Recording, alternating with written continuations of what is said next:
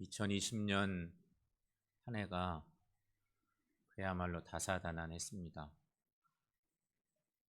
그중에 가장 강력한 것은 우리가 잘 아는 것처럼 코로나19로 인한 공포였습니다. 지금도 계속되고 있지만 코로나19가 갑자기 생겨나서 1년 내 계속됐습니다. 다른 것이 아니고 죽음의 공포 때문입니다. 일반 감기 바이러스도 아닌 변형된 특별한 바이러스가 생겨나서 우리를 다 죽음의 공포에 몰아넣고 있습니다. 우리 일생에 또렷하게 기억될 그런 한 해의 마지막 주일, 오늘 이 귀한 시간입니다. 우리들 중에는 지난 1년 동안 평생 처음으로 주일을 영거퍼 지키지 못하고 여기저기 흩어져서 예배드린 사람들도 많이 있습니다. 한 주는 살짝 빠질 때도 있지만 영거퍼 몇 주째 계속 빠지면서 교회를 나올 수가 없어요. 그런가 하면 1년이 다 되도록 성전 예배에 나오지 못하고 그렇게 여러 모양으로 예배하고 있는, 주님 전에 나오고 싶어도 나오지 못하고 1년이 다 지나도록 그렇게 신앙생활하고 있는 성도들도 상당히 있습니다. 참으로 전무후무한 한 해를 보냈습니다. 그래도 감사한 것은 오늘까지 하나님 은혜로 우리는 건강합니다. 그게 은혜입니다. 여러분 이렇게 한번 외쳐봅시다. 오늘까지 건강 주신 하나님 감사합니다. 오늘까지 건강 주신 하나님 감사합니다. 이 고백대로 감사드리시고 더욱더 건강한 삶 사시기를 축원합니다. 비록 또다시 영상으로 주일 예배를 드리고 있지만 이렇게라도 하나님께 예배 드릴 수 있음에 감사합니다. 에베네셀이라고 하는 말은 우리 그리스도인들에게 매우 애용되는 성서의 말씀입니다. 이 말씀은 우리에게 신앙적으로 큰 위로가 됩니다. 감사가 절로 나오는 우리 찬양, 오늘 특별한 찬양이 오늘 말씀하고 딱 맞는데 정말 그런 고백이 절로 나오는 위대한 성서의 문구입니다. 이런 말은 우리가 또 잘 아는 말들이 있습니다. 성탄절쯤에 늘 우리가 고백하는 임마누엘의 하나님. 예수님은 임마누엘로 오셨다. 우리가 어디 가서 힘들 때, 나 혼자인가 불안해할 때 우리는 우리 입술의 고백으로 임마누엘의 하나님을 고백합니다. 나와 함께 하시는 하나님. 그래서 저는 지금 혼자가 아닌 것을 믿습니다. 고백하는 여호와 이레의 하나님. 아무것도 없는 줄 알았더니 적절하게 준비하시고 예비하시는 그 하나님의 은혜. 여호와 이레의 하나님. 다 신앙적으로 너무 감사하고 귀한 고백입니다.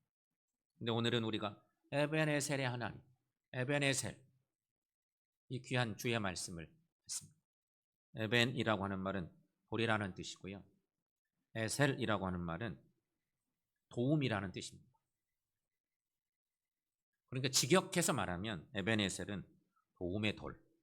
성경은 그 말을 조금 더 풀어서 여러 얘기를 담아서 표현하고 있지만 원래 이 말의 의미는 도움의 돌이라는 큰 돌을 만들어 놓고 하나님의 은혜를 잊지 않으려고 그렇게 한 거죠.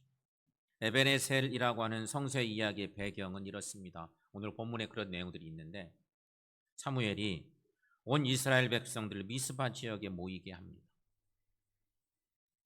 모이게 한다고 하는 것은 모일 수밖에 없는 여러 가지 상황들이 있었을 거예요. 그래서 모인 겁니다. 이른바 미스바 대성회입니다. 아니 본질적으로 들어가면 미스바 회개운동입니다. 모이기만 하는 게 아니고 회개운동을 벌여야 할 만큼 지금 이스라엘 백성들이 신앙적으로 완전 다운 상태예요. 더 이상 내려갈 바닥이 없어요. 그래서 특별 대책으로 모인 거예요. 미스바 회개운동에 모인. 전 국민이 싹 모였는지는 모르겠지만 어쨌든 절대 다수의 사람들이 다 미스바로 모였습니다. 그런데 그때 블레셋 사람들이 이 사실을 듣습니다. 늘 족수관계로 살던 이스라엘과 블레셋. 근데 이스라엘 사람들이 여차저차해서 미스바에 다 모였댄다. 블레셋이 이 소식을 들은 거예요. 그래서 이 기회를 이용해서 블레셋이 이스라엘을 침공해 왔어요. 쳐들어온 거예요. 우리가 기억할 건 여러분, 당시 이스라엘은 청동기 문명 시대예요. 문명의 시대가 청동기를 사용하고 있던 이스라엘. 그런데 블레셋은 한 단계 발전해서 철기 문명을 받아들인대요. 이스라엘이 철기 문명을 받아들일 때는 다윗 왕 때예요. 다윗이 블레셋 가서 그것을 받아들였다고 그거 알게 됩니다. 문명이 달라요. 그러기에 싸움에 상대가 안 돼요. 쳐들어오면 지금으로 말하면 핵무기를 무장하고 오는 거 똑같은 거야. 우리는 뭐 이렇게 총 들고 그렇게 싸워야 되는데 핵폭탄 가지고 와서 이놈들 이렇게 하는 거 똑같은 거. 게임이 될 수가 없어요. 그 막강한 해적의 나라 블레셋이 쳐들어온다는 소식을 들은 이스라엘 백성들은 한마디로 벌벌 떱니다. 죽음의 공포. 이제 우리 다 죽었구나. 하필이면 모였더니 쳐들어온다는 소식을 들은 꼼짝없이 다 죽게 됐어요. 그때 백성들은 두려워서 사무엘에게 탄원합니다. 오늘 본문의 8절 말씀에 보면 이런 말씀이죠. 당신은 우리를 위하여 우리 하나님 여호와께 쉬지 말고 부르짖어 우리를 블레셋 사람들의 손에서 구원하시게 하소서. 이에 사무엘이 온전한 번제를 드리고 하나님의 도움을 구했습니다. 그랬더니 하나님께서 응답해 주셨습니다. 하나님의 응답이 임했습니다. 그래서 이스라엘은 하나님의 도우심으로 하나님께서 함께 해주심으로 막강한 부대 블레셋 군대를 무찌르게 됩니다. 사랑하는 여러분, 이스라엘은 오직 하나님 힘으로 오직 하나님 은혜로 승리했습니다. 그 후에 사무엘이 돌을 취해서 미스바와 산 사이에 세워서 말하기를 여호와께서 여기까지 우리를 도우셨다 하고 그 이름을 에베네셀이라 이렇게 불렀다는 것입니다. 그냥 이런 사건이 있어도 지나가 버릴 수 있는데 이 일을 기억해야 돼요. 그래서 돌을 하나 딱 세우고 여기까지 하나님께서 우리를 도우셨다 이렇게 고백하면서 에베네셀이라고 불렀다는 것입니다. 그러니까 이 돌은 일종의 승전비입니다. 승전비인 동시에 또한 감사의 기념비인 거죠. 여러분, 하나님을 안 믿는 장수들은 아마 이런 전쟁을 치르고 나면 자기의 공적을 기르는 전쟁 승전비를 하나 멋지게 세울 것입니다. 근데 사무엘은 그렇지가 않죠. 승전비이기도 하지만 사실은 더 중요한 건 감사의 기념비였어요. 그렇다면 여러분, 이스라엘 백성들은 그 후에 이곳을 지날 때마다 이 돌을 보면서 뭘 생각했을까요? 오랫동안 에베네셀에 도움의 돌이 세워져 있었을 텐데 거기를 지나는 많은 사람들이 무슨 생각을 했을까? 사람들은 생각했을 것입니다. 그때 하나님께서 그 막강한 부대 블레셋을 물리쳐 주시고 우리를 구원해 주셨지. 그때 그런 도움을 우리가 받았지. 이런 생각. 동시에 또 들었던 생각들이 있었을 것입니다. 지금도 하나님께서 우리를 도우신다. 앞으로도 하나님께서 우리를 도우실 것이다. 이런 믿음이 있었던 것입니다. 여러분, 이 이야기를 생각하면서 우리가 기억할 것이 있습니다. 하나님은 언제나 우리를 사랑하시고 우리를 돕고 싶어 하십니다. 여러분 믿습니까? 하나님의 사랑은 부모와 자식 간의 관계를 생각하면 딱 맞는 거예요. 특별히 하나님의 구원의 자녀, 당신이 사랑하는 자녀들을 기억하신 하나님은 우리를 사랑하시고 어떻게 하면 도와줄까? 눈동자 같은, 불꽃 같은 눈동자로 그렇게 우리를 늘 살피고 돌보시는 이신 거죠. 그러므로 여러분, 하나님의 사랑과 하나님의 도움을 늘 입고 싶으시다면 우리가 먼저 해야 될 일이 있습니다. 그게 신앙적인 자세입니다. 그것은 바로 하나님을 하나님으로 인정해 드리는 것입니다. 물론 여러분, 우리가 하나님을 하나님으로 인정하지 않아도 하나님은 하나님이세요. 근데 우리의 신앙이 병드는 것은 뭐냐면 하나님은 절대적이신 사랑의 하나님, 우리를 돕고 싶은 하나님이신데 우리가 병들면 우리가 하나님을 하나님으로 생각을 잘 안 해. 인지도 잘 안 하고 살아. 그러나 여전히 하나님은 우리 하나님이신데, 변함없는 하나님이신데, 그러므로 여러분, 하나님을 인정해 드리는 것이 중요해요. 하나님을 하나님으로 인정한다는 것이 뭘까? 그것은 하나님을 나의 주인으로 모시는 것입니다. 여러분, 하나님이 나의 주인 되십니까? 어떤 상황에도 하나님이 나의 주인이십니까? 이게 중요해요. 변함없는 하나님이신데 나는 하나님을 나의 주인으로 모시고 산다고 고백하는데 어떤 상황에 찾아와도 변함없이 하나님을 나의 주인으로 모시고 살고 있는 거예요. 그렇다면 여러분, 하나님을 나의 주인으로 모시려면 어떻게 해야 될까? 이런 묵상들을 해봅니다. 오늘 본문의 말씀에 의지해서. 첫째는 우상을 제거하는 것이 필요합니다. 우상이 뭘까? 우리는 우상 그러면 신상이 있는 것만 우상이라고 생각하잖아요. 하지만 우리 마음에서 하나님의 자리를 대신하는 것은 다 우상이에요. 바알처럼 신상을 섬기는 것만이 우상이 아니라 하나님 자리를 대신하는 것은 모두가 다 우상입니다. 하나님만이 주인 되셔야 하는데 그 자리를 다른 어떤 것이 대신하고 있다면 그것이 바로 우상입니다. 올 한 해 우리는 살면서 갑자기 코로나라는 놈 때문에 두려움이 생겼어요. 죽음에 대한 공포. 그러면서 우리 마음속에 무슨 생각이 들었냐면 우리 마음 중심에 주님이 늘 우리를 찾아오셔서 우리의 주인 되시고 우리 심령을 위로하시고 은혜 주시고 그렇게 살아왔는데 두려움이라고는 죽음의 공포가 우리를 자꾸 엄습하니까 그것이 우리 마음속에 자꾸 찾아들고 주님이 계실 자리를 밀쳐낸 것 같아요. 교회 가면 코로나 걸려 이런 생각들이 자꾸 드는 거예요. 사회적으로도 그런 모습입니다.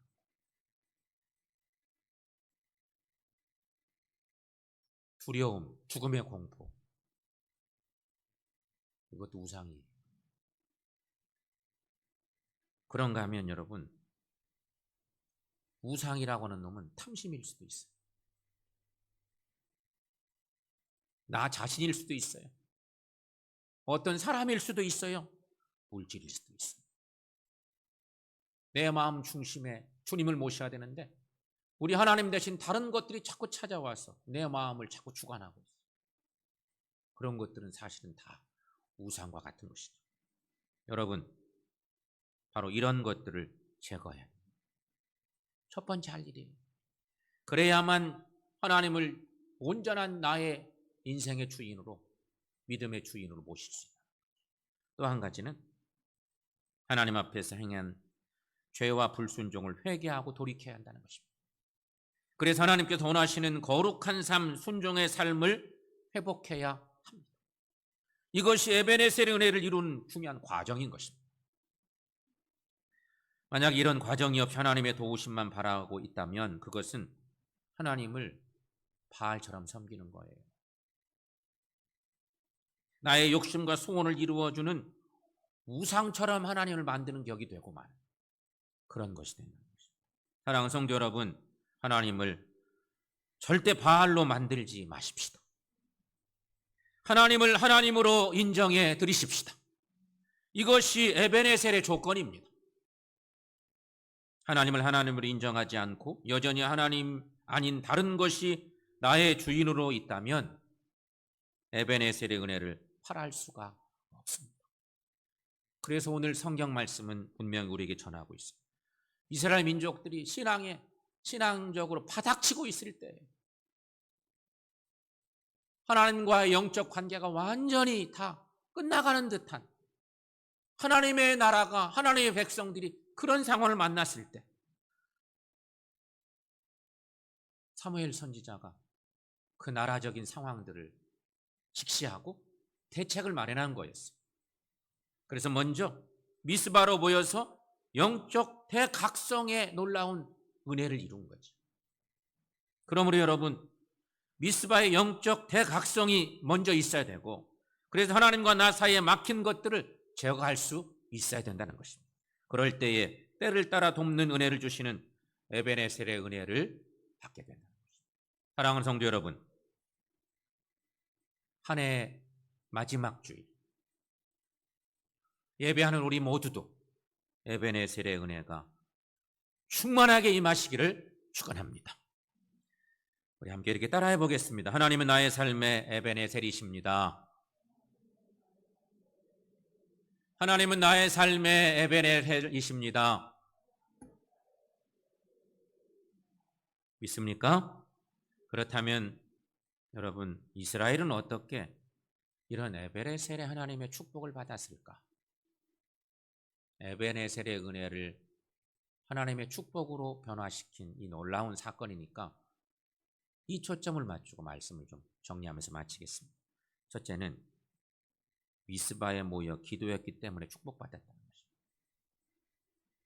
사무엘은 온 이스라엘 족속을 미스바로 모이도록 했습니다.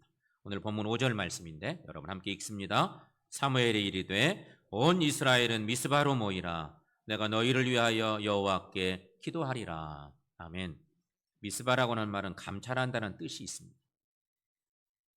또한 미스바는 이스라엘 신앙의 중심 역할을 하던 자리였습니다. 그래서 오늘날로 굳이 표현하자면 상징적인 의미로는 교회와 같은 상징성을 가지고 있습니다. 사실 여러분, 기도는 어디서나 할 수 있습니다. 우리가 그렇죠? 안 계신 곳 없이 계신 하나님, 우리가 어디서든지 기도할 수 있습니다. 그런데 사무엘은 미스바에 모여 기도하겠다는 것입니다. 다 모이도록 요청하고 미스바로 모여서 기도를 했어요. 사무엘 시대에는 미스바가 그런 곳이었습니다. 모두가 함께 모일 수 있는 곳이었습니다. 이스라엘이 이제 역사가 흘러가면서 훗날에는 이스라엘 백성들은 신앙생활의 중심이 예루살렘으로 옮겨지죠. 사무엘 시대는 성전이 없었고요.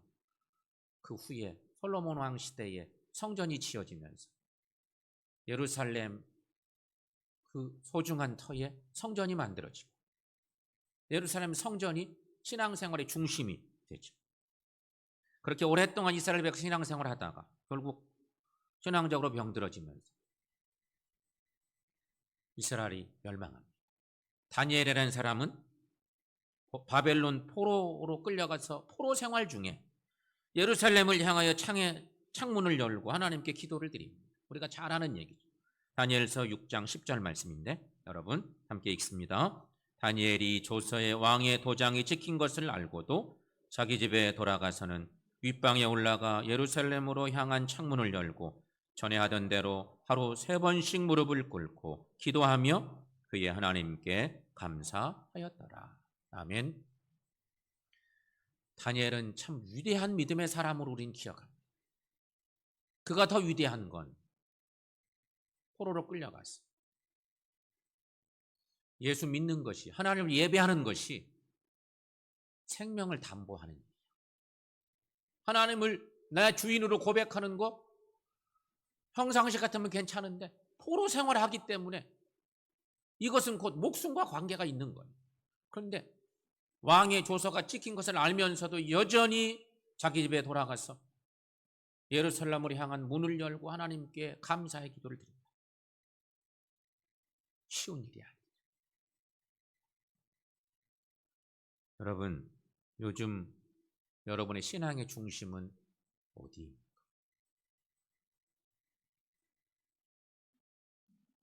여러분 생각해 보세요. 우리가 신앙생활 하는데 많은 외풍들이 있어. 우리를 매우 힘들게 하는 여러 요소들이 있는데, 여러분 요즘 신앙의 중심은 어디? 하나님을 예배하는 신앙의 중심이라고 하는 것은 하나님을 온전히 높일 수 있는 곳일 텐데, 그곳이 어디인가 하는 것입니다. 간절히 바라기는 신앙의 중심지에서 하나님께 기도드립니다. 에베네셀의 축복을 받으시는 우리 모두가 될 수 있기를 축원합니다. 두 번째, 백성들이 하나님께 진실한 모습을 보였기 때문에 복받았다는 것입니다. 오늘 본문 6절 말씀 여러분 함께 읽습니다. 그들이 미스바에 모여 물을 길어 여호와 앞에 붓고 그날 종일 금식하고 거기에서 이르되 우리가 여호와께 범죄하였나이다 하니라. 아멘. 백성들은 물을 길어 여호와 앞에 부었다는 것입니다. 여기 물은 말씀과 성령을 상징합니다. 참된 신앙이라고 하는 것은 말씀과 성령의 역사를 통해서 일어나는 것입니다. 예배하는 여러분, 오늘도 귀한 예배 주님께 드리는데 이 시간을 통해서 하나님의 말씀과 성령의 역사가 충만하게 임할 수 있기를 축원합니다. 두 번째는 종일 금식하며 회개했다는 것입니다. 그러니까 하나님 앞에서 걸림이 되는 여러 가지 요소들을 철저하게 제거해내는 일들을 했다는 것입니다. 셋째는 어린 양을 번제로 드리고 기도했다 하는 것입니다. 9절 말씀도 함께 읽습니다. 사무엘이 젖 먹는 어린 양 하나를 가져다가 온전한 번제를 여호와께 드리고 이스라엘을 위하여 여호와께 부르짖음에 여호와께서 응답하셨다. 아멘. 앞에서도 말씀드렸지만 블레셋은 이스라엘 백성들에게는 이게 막강한 나라예요. 비유하면 핵무기를 소유한 나라 같은 거예요. 강력한 나라. 전쟁 물자를 가지고 싸워서는 이길 수가 없어. 막강한 세력 블레셋이 전쟁을 하려고 이스라엘을 향해 올라왔을 때 이스라엘 백성들은 두려움에 벌벌 떨었습니다. 하필이면 모여든 이 시간에 왜 쳐들어오고 있을까? 아마 한쪽에서 원망하는 사람도 있었을 거예요. 뭐하러 모이게 했어, 이런 상황에. 우리 다 죽이려고 하는 거야? 이런 원망들도 있었을 거예요. 그런데 사무엘은 기도하면서 번제를 드렸습니다. 여러분, 번제가 뭐예요? 상징적 의미는 헌신을 얘기해요. 다 태워서 하나님께 드립니다. 이 헌신은 하나님의 자녀가 취해야 될 당연한 도리인 것입니다. 이렇게 이스라엘이 하나님께 진실한 모습을 보임으로 하나님의 축복이 임했습니다. 성도 여러분, 우리들도 하나님 앞에 진실해지십시다. 그래서 에베네셀의 하나님의 축복을 받는 우리 모두가 될 수 있기를 축원합니다. 세 번째는 하나님 은혜를 잊지 않는 감사신앙 때문에 복받았다는 것입니다. 블레셋과의 전쟁에서 극적으로 승리한 후 사무엘은 돌을 세워 미스바와 산 사이에 세우고 그 이름을 에베네셀이라 불렀다. 그 뜻은 여호와께서 여기까지 우리를 도우셨다는 그러한 뜻입니다. 여러분, 이런 에베네셀의 감사가 있었기에 이스라엘의 이 전쟁의 승리는 진짜 온전한 승리가 될 수 있습니다. 행복한 인생을 위해서는 두 가지 원리가 필요합니다. 믿음의 원리와 감사의 원리. 성공했을 때 감사를 잊지 말고 실패했을 때에도 감사를 잃지 마십시오. 이게 우리에게 필요합니다. 근데 대부분의 경우는 성공했을 때는 그냥 감사 많습니다. 실패했을 때는 많은 걸 잃어버립니다. 그러지 않아야 된다. 잊지 않는 감사, 잃어버리지 않는 감사로 에베네셀의 감사신앙을 회복하시기를 바랍니다. 그래서 하나님께서 보시기에 최고의 신앙인들 되시기를 주의 이름으로 간절히 축원합니다. 올해 온 세상이, 온 나라가 우리 교회와 가정과 우리 개인의 삶이 다시는 경험하면 안 될 것 같은 너무도 어려운 한 해를 보냈습니다. 그런데 그 어려움은 지금도 여전히 계속되고 있습니다.